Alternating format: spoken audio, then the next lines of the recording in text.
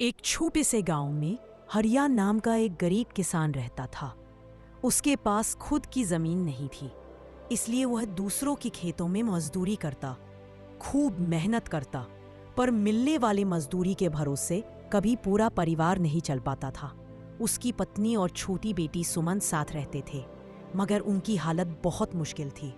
खाने की कमी कभी खत्म नहीं होती थी। हरिया हर सुबह खेत पर निकलता, काम करता, नदी या कुएं से पानी भरता, बैलों के साथ साथ अपने परिवार की भी जिम्मेदारी उठाता।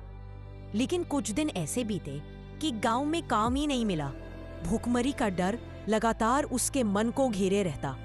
एक दिन शाम को जब वे परिवार में बचा थोड़ा खाना खा रहे थे, तभी एक संत गांव में भिक्षा मांगते हुए घर पहुंचा।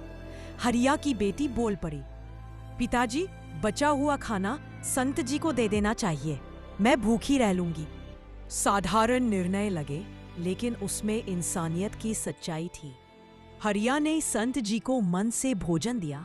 बेटी की मासूम भक्ति और दान से प्रभावित होकर संत ने उसे एक अनमोल अंगूठी उपहार में दी और कहा, इस अंगूठी से लंबे समय में आपका भला होगा, बस आप निभाते रहिए अपना ईमानदार मार्ग। कुछ दिनों बाद गांव में गुजरे राहगीर, व्यापारी, सेठ सब उस घर में भोजन करने आए।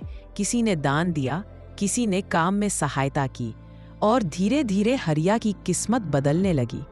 उनका आत्मसम्मान वापस लौटा और परिवार धीरे धीरे खुद पर्याप्त बनने लगा। जब गांव वालों ने देखा कि एक गरीब किसान ने अपनी दृढ़ता, दया और मेहनत से जीवन बदल लिया है, तो वे उससे प्रेरित हुए। हरिया ने दूसरों को भी खेती की आधुनिक तकनीकें, जैविक खाद और साझेदारी की ताकत सिखाई।